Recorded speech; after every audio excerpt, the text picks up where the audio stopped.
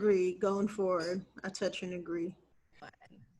All right, welcome Shanari to Cognac Cupcakes and Conversations. We are so excited to have you here to share with the world about the Black birthing experience. You know, we hear so many horror stories about, Black birth and just their experience with that. We want to bring the joy back to that, and what better to hear the joy of it than through a professional like you.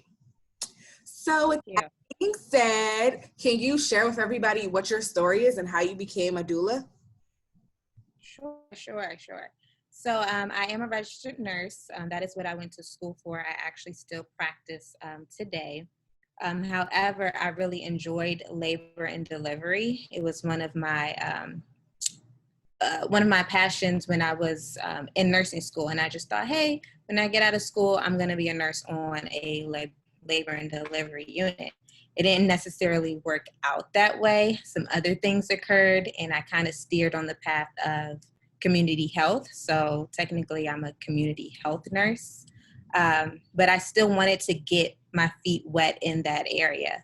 So I went on about a 7 to 14-day fast. I can't remember because it was a couple years ago. And I was laying in my bedroom floor after I completed my fast. And I just was open and thinking like, okay, I need you to send me something because I've been hungry. And doula just came to me. And so I had to do some research on that term. I had to figure out what the difference between a doula and a midwife was and what track I wanted to follow. And so I went ahead and decided to go the doula track, and I took some training. And then I just started volunteering, and that's how I started becoming a doula. Dope. And, I can identify with that story that you just shared because that's kind of similar to how I came up with my business, Glamour Works. I was living in a studio apartment, so it was kind of like my bedroom floor too. And I was just asking God, like, all right, I need to know, like, what I need you to lead me. And it came to me. It's just like, it's very quiet. And, when you are quiet, that's usually when the messages come flowing to you because you're able to hear his voice. So thank you for sharing that. Also, can you share what the difference between a doula and a midwife is for us? Clarify that for us, because I don't want to be using the wrong terms, when my turn comes around. Right. So they are used interchangeably, and I think that's more so because of how it originated years ago. But a doula is a support person. Their training compared to a midwife is from here, and a midwife would be at the top level. For midwifery, there's several different tracks you can take. Usually you need a degree, a 4-year degree, and then you'd go back to go through the midwifery track. So you could be a registered nurse, and then you would go back for 2 years. You'll be a nurse practitioner, and you would get your midwifery degree. There's other channels that you can take depending on where you are educationally, but pretty much a midwife or a doctor is going to be the one that actually delivers your baby, okay? So they're kind of like on the same level as a doctor. Whereas a doula, you're just there for the emotional support. You're not there for any clinical duties. That's a good point. I'm glad we did clarify that up because I've thought about doulas as well. And I would have definitely been like, oh yeah, so why aren't you pushing this baby out of me? Not realizing that that's not what your job is. So thank you for that clarification. Why do Black women have a mortality rate of 40 deaths compared to their white counterparts? So 2 reasons would be education and access to healthcare. So if you're not educated on what you have access to or what your body is supposed to be doing in healthcare, in labor, you're not going to know what questions to ask your doctor. You're not going to question certain things because you're trusting that they know, and sometimes they don't have your best interest at heart. I would listen to this podcast. I don't know the name off the top of my head, but they had shared a story of a mom who delivered during this season over the COVID. And you may not know this, but you're only allowed maybe one support person in the beginning stages, only one support person in the room while you were laboring. She delivered her baby. However, she started hemorrhaging and she died from that. And so not having a voice to say, hey, something, because I believe in the story, they were trying to tell the doctor that something isn't right. And they did not come to her in time because they kind of put her off and she ended up bleeding out.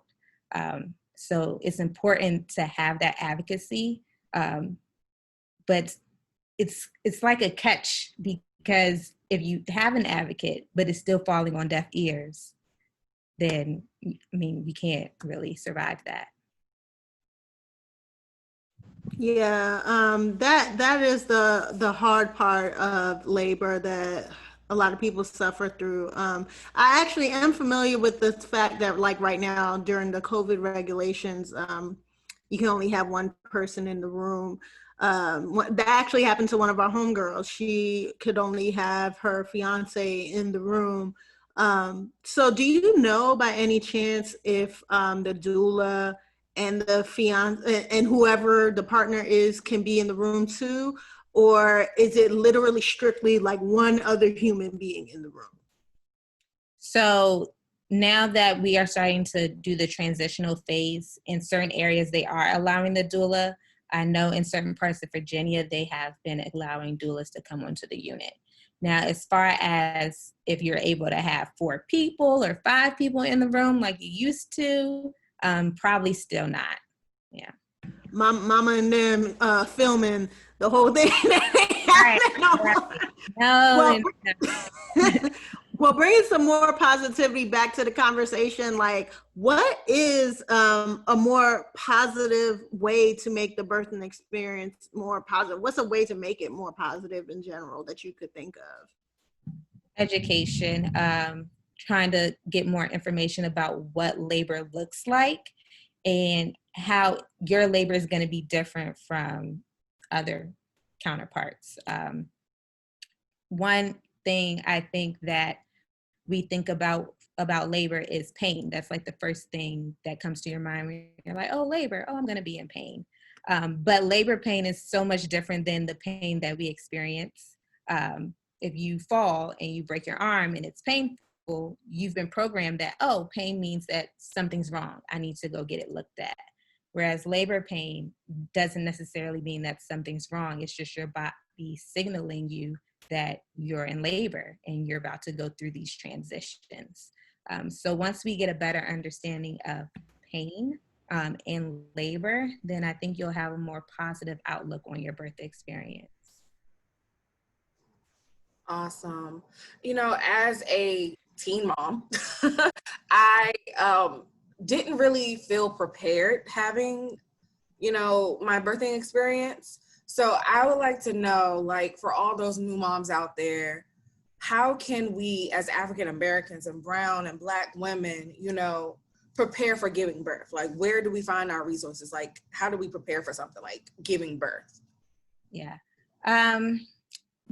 Google childbirth education classes, see if there's anything close to you.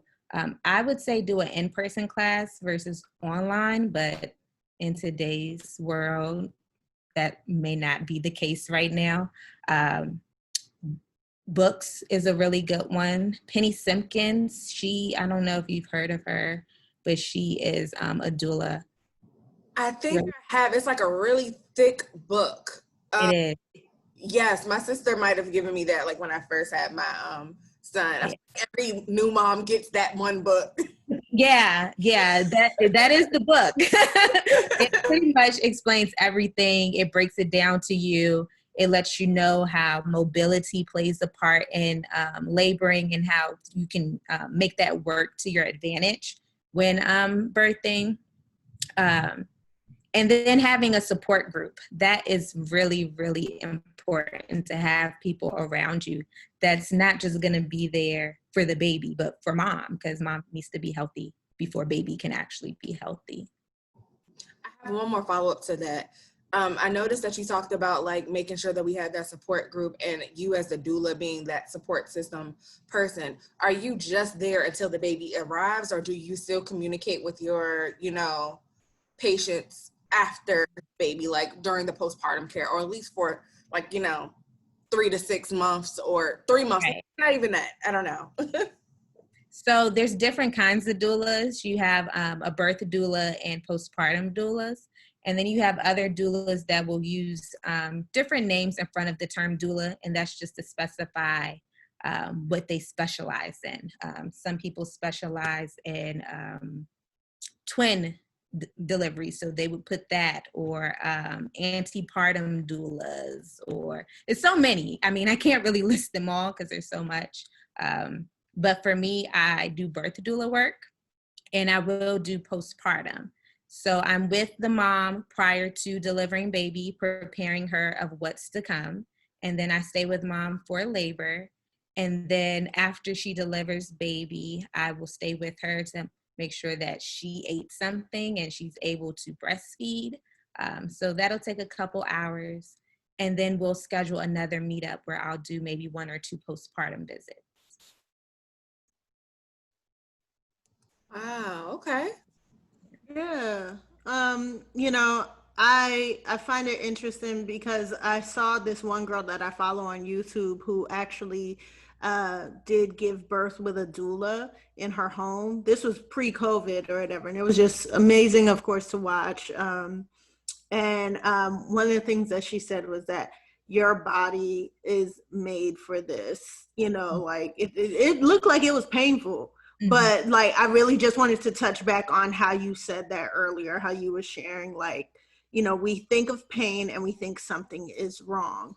And so I have yet to give birth, but I find it interesting that that's the case. And also the part with making sure that they eat, that doula also said, all right, make sure she gets something to eat, whatever. So that was interesting too. So I'm going to skip to the last question because we basically asked you already about childbirth classes. So what is the history of Black birthing culture? If you go back in time, especially if you watch Roots and stuff like that, and how they deliver their baby. Color purple, all that. Right. The whole village was involved, you know, and they would wait out there. They would make you food. You'd have people in the room with you, helping you push the baby out. Sometimes you see them in a squatting position. It was just real natural and authentic. And then you'd have this baby and you would breastfeed your baby, and they'd come in and they'd clean you up, give you food. And then, you know, the male comes in and he's like, yeah, you got a son. And now we've gotten away from that. And we don't have that village anymore. But, you know, the saying is it takes a village to raise a child. And that's from the embryo stage, you know, because you not only raising the child, but you got to help the mom. So you're raising both people, raising the woman to become a mom to have the child. Yeah. That is so true. We definitely need to bring back the community sense. We see that more than ever now, not even just in the Black experience, but just like in how crazy everything is in the world now, with the fact that we're not acting as a community. We're so divided.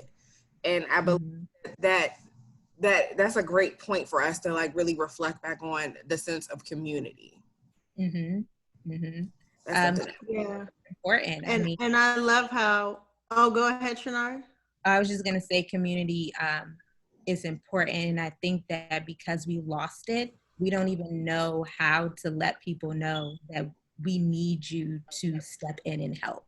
Now we're in this mindset of, oh, I have to do it all on my own. And you can't. I mean, it's impossible. You can't do it all on your own. Yeah. And we need more conversations like this for moms and soon to be moms, or women that are just interested in becoming moms or just learning in general. We, the generations before us didn't necessarily share all that information, like what happens after you cut the umbilical cord, what happens, when they got to sew you up, what happens with precipitous, I can't remember the type of what the word is, but like those fast labors. Yeah. What, all those different stories. So, that helps us normalize the pain and the joy that comes forth from it. Well, Shanari, is there anything else you want to share before we close out? Well, if you're interested in a doula, you can hit me up. I do have a website. It's gsdoula.com for Ginger Snaps, the doula. I have a Facebook page, Ginger Snaps, the empowering.